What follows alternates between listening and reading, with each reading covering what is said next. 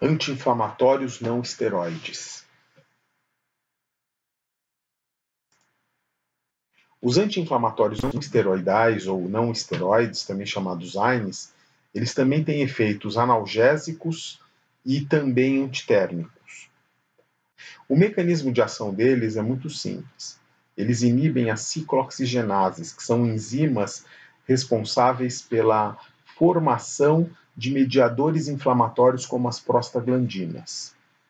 As características de cada um dos anti-inflamatórios não esteroides vai determinar se ele vai ter uma ação maior sobre a dor, a inflamação ou sobre a febre.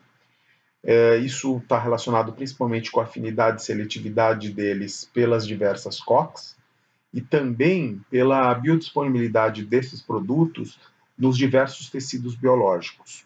Exemplo, a dipirona e o paracetamol, eles têm um efeito antitérmico e analgésico maior, mas tem pouca atividade anti-inflamatória. Já o diclofenaco e o ibuprofeno, eles apresentam bastante atividade anti-inflamatória, analgésica e antitérmica. Existem 3 tipos de AINES. Os inibidores da ciclooxigenase não seletivos, eles inibem tanto a COX-1 quanto a COX-2, e alguns ainda podem inibir a COX-3. A COX-1 está relacionada principalmente a prostaglandinas que têm função fisiológica. A COX-2 está relacionada com as inflamações, a dor e a febre, e a COX-3 tem uma distribuição prioritária sobre o sistema nervoso central, ele também está relacionado com dor e com febre. Um exemplo de inibidores da COX não seletivos são o ácido acetilsalicílico, o AS, a dipirona, o paracetamol, o naproxeno, o ibuprofeno, o diclofenaco, piroxicam, a indometacina, entre outros.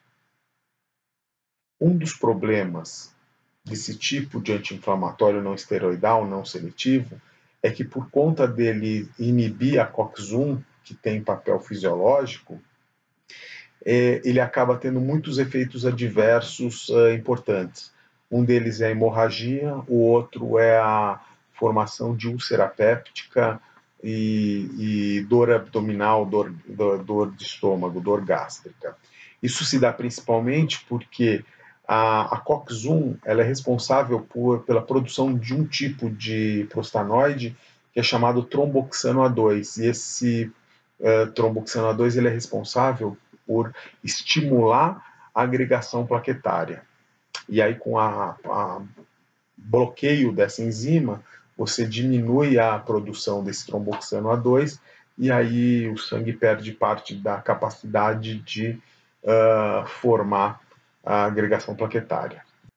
Um outro problema é que a COX-1 também é responsável pela síntese de uma prostaglandina importante que chama prostaglandina E2. E a prostaglandina E2 tem um papel importante na gastroproteção. Ele estimula a formação de muco e a liberação de bicarbonato no muco e também inibe a produção de ácido clorídrico. Em outras palavras, essa prostaglandina E2 ela diminui o agente agressor, que é o ácido clorídrico, e ela aumenta os agentes protetores do estômago, que é o muco e o bicarbonato. Então, com o bloqueio da COX-1, diminui a quantidade de prostaglandina E2, e isso faz com que haja um aumento na produção de ácidos e uma diminuição na proteção do estômago. Isso pode levar a gastrite, dor abdominal e, em casos mais extremos, até mesmo úlceras.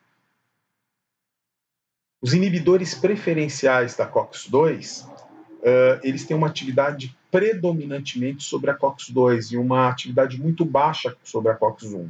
Isso quer dizer que eles inibem a produção de prostaglandinas pró-inflamatórias, que são produzidas pela COX-2, mas eles não impedem a formação daquelas prostaglandinas e tromboxano relacionado com os papéis fisiológicos, por exemplo, gastroproteção e a hemostasia. Então, eles acabam tendo menos efeitos adversos desse tipo.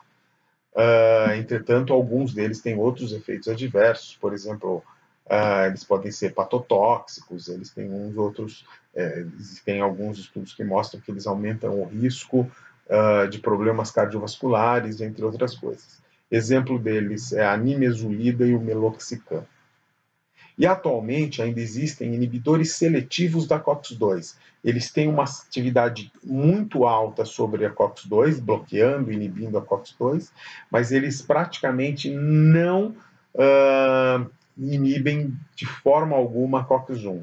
Isso diminui ainda mais o risco daquelas efeitos adversos, né, relacionados ao bloqueio da COX-1, que é a fisiológica, e aumenta muito a atividade anti-inflamatória e desses medicamentos. Entretanto, alguns desses medicamentos eles chegaram até a sair do mercado porque descobriu-se que essa classe de medicamentos eles aumentam o risco de formação de trombos, representam um grande risco ao sistema cardiovascular.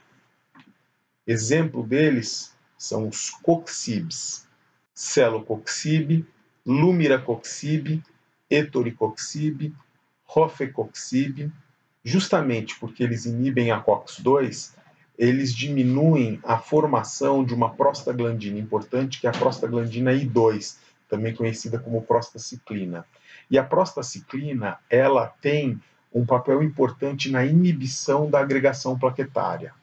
Então, quando você deixa de produzir prostaciclina porque bloqueou a COX-2, mas não bloqueou a COX-1, que forma o tromboxano A2, que é um estimulador da agregação plaquetária, ocorre um desequilíbrio nisso. Mas a partir do momento que a gente bloqueou a COX-2, a gente parou de produzir a substância antitrombótica, né, antiagregadora plaquetária. Mas continuamos produzindo tromboxano que estimula a agregação das plaquetas e, com isso, a formação de trombos. Por isso, o uso dos COXIB, o uso dos inibidores seletivos de COX-2, não é indicado por um longo período. Alguns autores falam que não se deve usar por mais do que 3 semanas, alguns autores são mais conservadores e falam que não deveria ser usado por mais de 1 semana.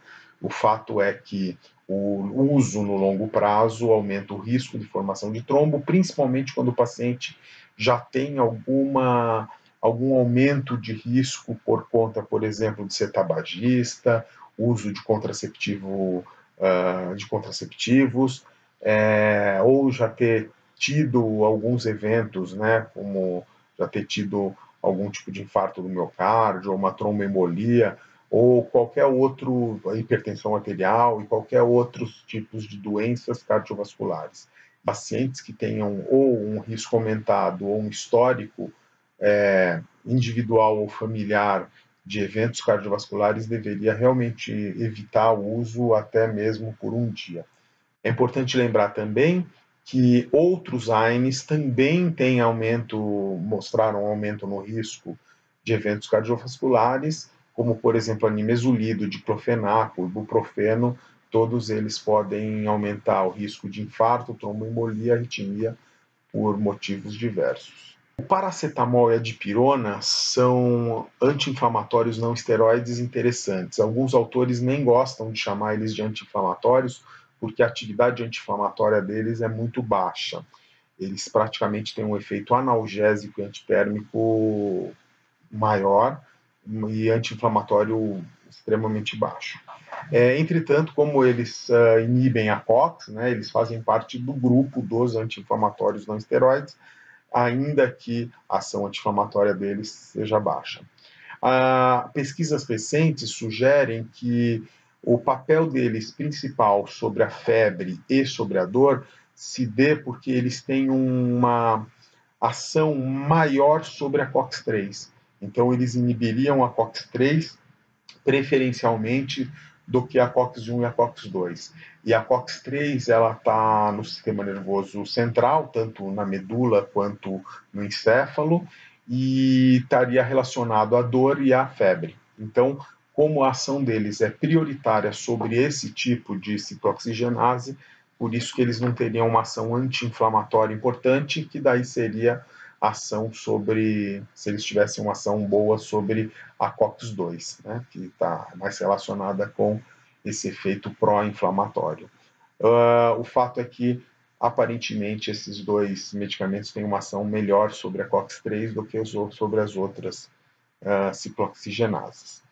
O paracetamol ele é um fármaco considerado extremamente seguro, mas a partir de uma certa dose ele pode ser hepatotóxico e nefrotóxico. E o tipo de hepatotoxicidade e nefrotoxicidade que ele produz pode ser extremamente severa, inclusive ser potencialmente mortal.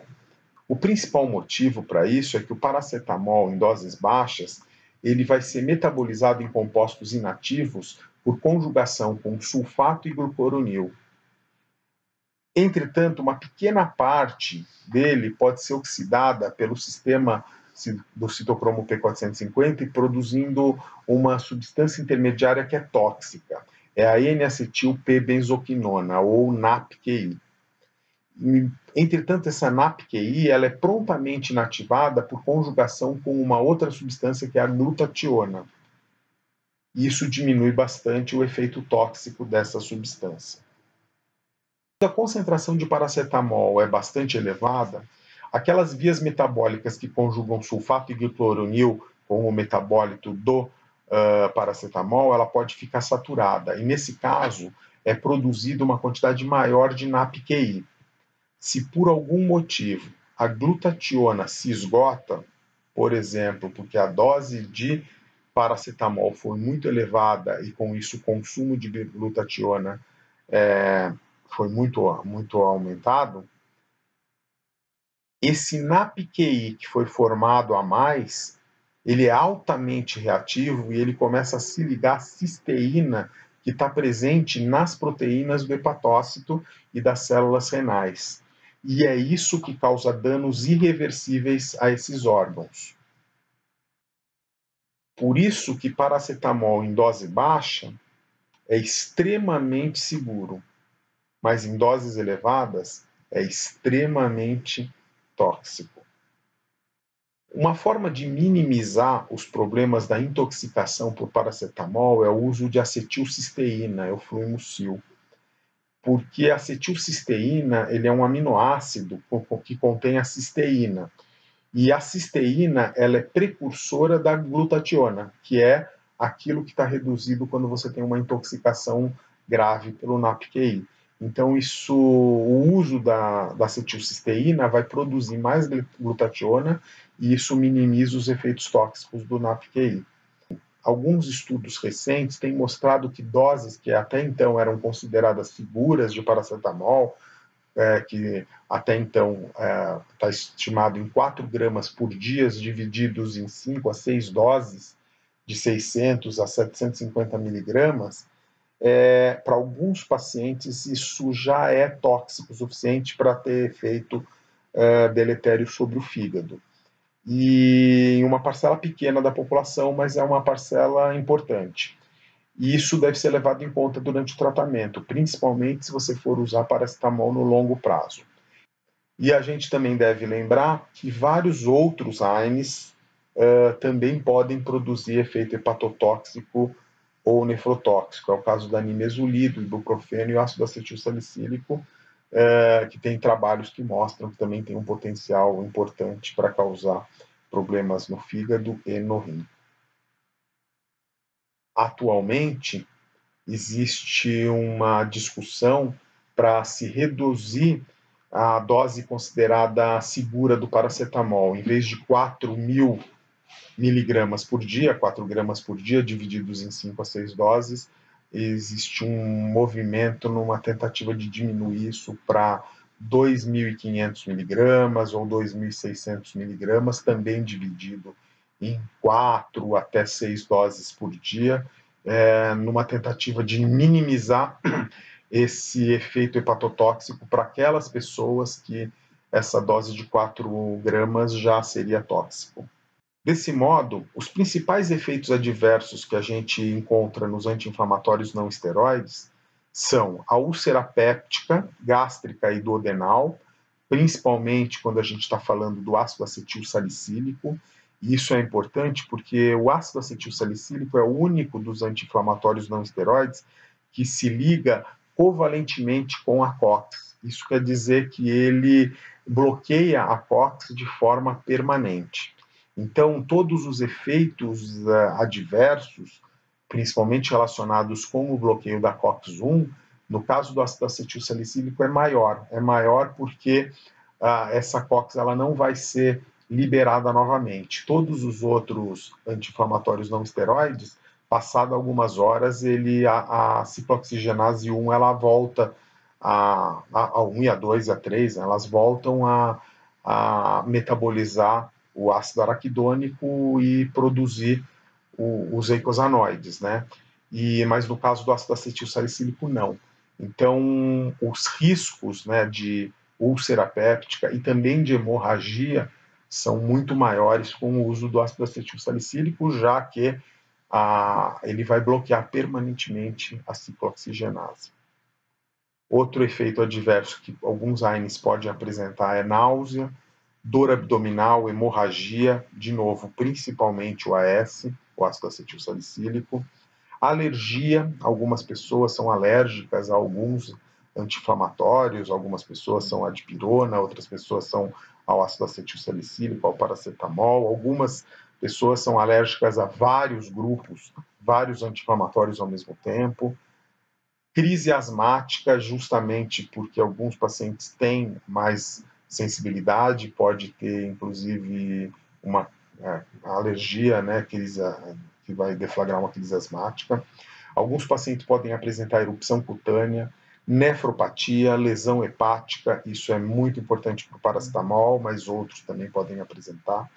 Complicações do parto, porque temos que lembrar que a COX-1 ela produz prostaglandina E2 e a prostaglandina E2 ela tem uma participação importante no parto porque promove contração do útero e relaxamento do colo do útero, importante no trabalho de parto. Podem produzir discrasias sanguíneas, que são alterações na produção de algumas das células do sangue. Isso é muito importante para a dipirona, por exemplo.